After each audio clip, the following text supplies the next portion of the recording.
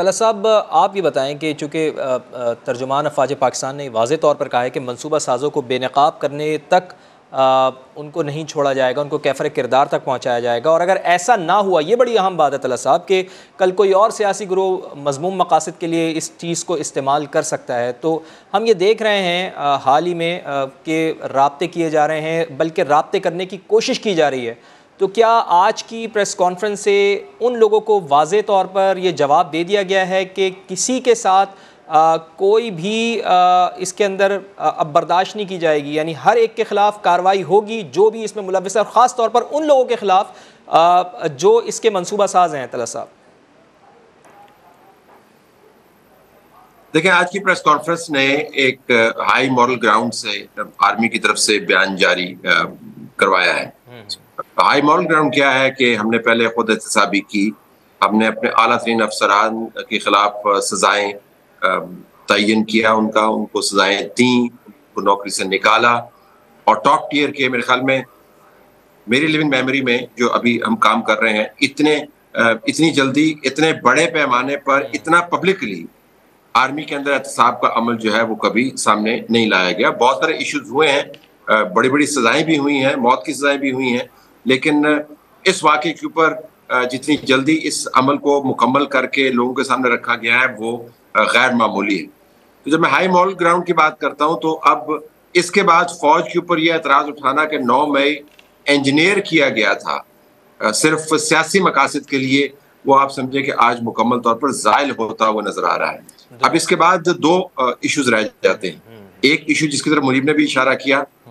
کہ جو military courts کی جورسڈکشن ہے، کیا وہ سویلینز کو ٹرائی کریں گے یا نہیں کریں گے؟ کورٹ کے اندر یہ معاملہ چل رہا ہے۔ اعزاز احسن صاحب، لطیف کوثر صاحب، عمران خان بطور پٹیشنر اس کے اوپر بڑے مضبوط انداز سے دلائل دینے کی، دلائل دلوانے کی کوشش کر رہے ہیں۔ چیف جسٹس صاحب کی آبزرویشنز کا بھی ذکر ہوا، لیکن مجھے لگتا ہے یہ کہ آج کی پریس کانفرنس کے بعد یہ ریڈ لائن واضح کر دی گئی ہے کہ فوج ان معاملات کو بالخصوص جس میں فوج کی تنصیبات شامل ہیں، وہ ان ملٹری کورٹس کی جورسڈکشن کا احاطہ سمجھتی ہے اور ان کو کیفر کردار تک پہنچائے گی۔ اور تیسری بات جس کا آپ نے ذکر کیا کہ پیغام بڑا واضح ہے کہ جو منصوبہ ساز ہیں وہ بچ نہیں پائیں گے۔ جو پراپیگنڈے کی فوگ ہے وہ بھی اس پریس کانفرنس کے اندر واضح انداز سے اس کے اوپر فوکس کیا گیا۔ فوگ کا تعلق ہیومن رائٹس کی وائلیشن سے ہے، فوگ کا تعلق ان الزامات سے ہے کہ فوج سیاسی انجینئرنگ کر رہی ہے۔ تو ان تمام کا جواب دیا۔ اگر عمران خان اس پریس کانفرنس کو سن رہے ہوں، جو کہ یقیناً وہ سن رہے ہوں گے، تو میرے خیال میں ان کو پریشانی ہونی چاہیے، کیونکہ آج جس انداز سے پریس کانفرنس کی گئی ہے، جس بیک گراؤنڈ کے ذریعے پریس کانفرنس کی گئی ہے، فوج کے اندر کے احتساب کو مکمل کرنے کے بعد یہ پریس کانفرنس کی گئی ہے، اب اگلے مراحل میں میرے خیال میں وہ تمام لوگ جو 9 مئی کے اندر ملوث پائے جائیں، چاہے ان کا تعلق پی ٹی آئی سے ہو، کسی اور جماعت سے ہو، چاہے وہ عمران خان ہو یا کوئی اور ہو، میرے خیال میں ان کی بچت کا راستہ بہت کم ہے۔ ٹھیک، اچھا طلعت صاحب، سیاسی جماعتوں کا بھی جنرل صاحب نے اپنی پریس کانفرنس میں ذکر کیا، اور انہوں نے یہ واضح کیا کہ توقع نہیں تھی کہ کوئی سیاسی جماعت اس حد تک بھی پاک فوج کے اوپر حملہ آور ہو جائے گی، اور ساتھ میں پھر انہوں نے یہ بھی کہا کہ تمام جو حقیقی سیاسی جماعتیں ہیں وہ فوج کے لیے قابل احترام ہیں۔ لیکن اس کے ساتھ ساتھ جو بڑی اہم بات وہ یہ کر گئے کہ سیاسی جماعت اگر آپ چھوڑ بھی رہے ہیں، جس طرح اشارہ بھی کیا جا رہا ہے اور ہم دیکھ بھی رہے ہیں کہ پاکستان تحریک انصاف کی اگر بات کریں تو ان کے بہت سے رہنماؤں نے اس کو چھوڑا بھی ہے، لیکن وہ یہ کہہ رہے ہیں کہ بھئی سیاسی جماعت آپ چھوڑ دیں گے لیکن اس کی تحقیقات پر کوئی اثر نہیں پڑے گا۔ تو یہ ان لوگوں کے لیے بھی پیغام ہے کہ جو براہ راست بالواسطہ اس اٹیمپٹ میں ملوث تھے، اس حملے میں ملوث تھے، چاہے انہوں نے پی ٹی آئی چھوڑ بھی دی ہو، لیکن وہ کارروائی ان کے خلاف ہوگی۔ طلعت صاحب بالکل آپ نے درست نقطہ پکڑا۔ یہ پیغام بڑا واضح ہے کہ صرف پریس کانفرنس کر کے اور 9 مئی کے واقعات کو کنڈیم کر کے اور پارٹی چھوڑ کے معاملات طے نہیں ہوں گے۔ اگر معلومات ان کے خلاف ہیں تو ان کے خلاف کارروائی ہوگی۔ اس کے علاوہ جو آپ نے سائٹیشن کی، وہ سیاسی اعتبار سے انہوں نے تمام باتیں جو ہیں آن پوائنٹ جس کو ہم کہتے ہیں وہ کی، یہ جو پولیٹیکلی کریکٹ باتیں ہیں کہ فوج کا سیاست سے تعلق نہیں ہے، فوج لوگوں کو پارٹیاں چھڑوا نہیں رہی ہے، سیاسی انجینئرنگ کا تعلق نہیں ہے۔ جب ان سے سوال یہ پوچھا گیا کہ ڈائیلاگ کے لیے ایک شخص بار بار فوجی قیادت سے بات کرتا ہے تو انہوں نے کہا کہ ان کے اپنے اغراض و مقاصد ہوں گے، ہم نے تو اپنے اعلامیہ کے اندر فارمیشن کمانڈر کے اعلامیہ کے اندر یہ بیان کر دیا ہے کہ تمام سٹیک ہولڈرز کو بیٹھنا ہے، وہ پولیٹیکل سٹیک ہولڈرز ہیں، تو یہ تمام کی تمام باتیں جو یہ پولیٹیکلی کریکٹ باتیں ہیں، لیکن اس کے ساتھ ڈسٹنکشن بھی کریٹ کی گئی کہ جب ایک سیاسی جماعت کی قیادت ایسی منصوبہ سازی کرتی ہے، منصوبہ بندی کرتی ہے، تو اس کا احتساب بھی ہوگا. تو ان اے وے سیاسی معاملات میں الجھے بغیر وہ ایک کوریڈور کریٹ کرنا چاہتے ہیں احتساب کا ان سیاستدانوں کے لیے، اس سیاسی جماعت کی قیادت کے لیے جو ان کے خلاف میں ان حملوں میں ملوث ہے. اور یہ یاد رکھیں کہ تمام کام جو ہے معلومات کی بنیاد پر کیا جا رہا ہے. جن لوگوں کا خیال ہے کہ کسی فرد کی خواہش ہے یا 4 افراد کی خواہش ہے، وہ درست نہیں ہے. جب فوجی قیادت اپنے لوگوں کا احتساب اتنے بڑے پیمانے پر کرتی ہے، اور یہ بھی آپ نے نوٹ کیا ہوگا کہ بار بار وہ کہہ رہے تھے کہ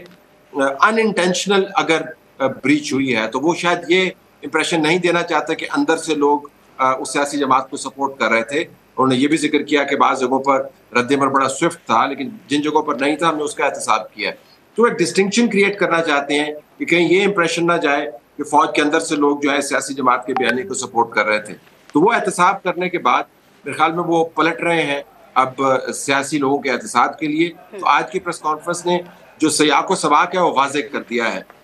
فوج احتساب کے معاملے سے نہیں ہٹے گی، فوج ملٹری کورٹس کے ذریعے احتساب کرے گی، سیاسی ہو یا غیر سیاسی ہو، ریٹائرڈ ہو، حاضر سروس ہو، فرسٹ جنریشن جنرل ہو یا تھرڈ جنریشن کے رشتہ دار ہو، ہم یہ احتساب کر کے چھوڑیں گے. تو اگلے مرحلے میں میرے خیال میں آپ کو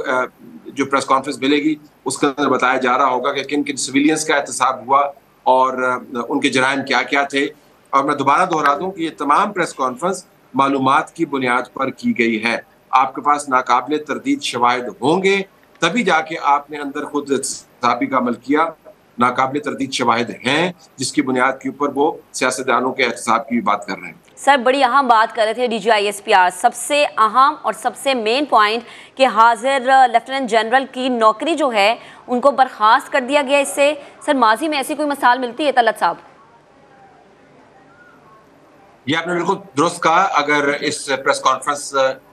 کی سمری یا خلاصہ بیان کیا جائے تو آپ نے جو پہلے ابھی بتایا کہ کس طرح top most general, serving generals, کو کمانڈر لاہور کے، ان سمیت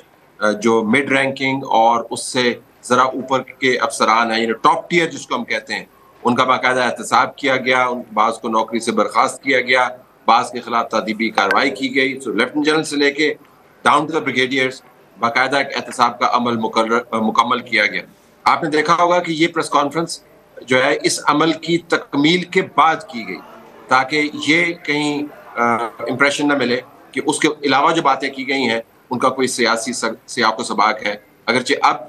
ان کے علاوہ جو باتیں کی گئی ہیں اس کے اوپر فوکس کرنے کی بھی ضرورت ہے. واضح انداز سے بتا دیا گیا کہ ملٹری کورٹس کام کیسے کرتی ہیں، ملٹری کورٹس کے اندر جو کیسز آ رہے ہیں ان کو کیسے پروسیس کیا جا رہا ہے، یہ ملٹری کورٹس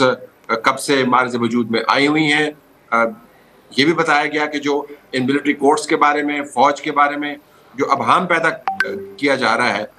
اس کی نفی کرنے کی ضرورت ہے. اور سب سے اہم بات یہ اس ارادے کو دہرایا گیا کہ 9 مئی کے جو منصوبہ ساز ہیں ان کو چھوڑا نہیں جائے گا. میرے خیال میں پیغام بڑا واضح ہے. اگر کسی کا خیال تھا کہ بذریعہ اعتزاز احسن، بذریعہ لطیف کھوسہ، بذریعہ چیف جسٹس بندیال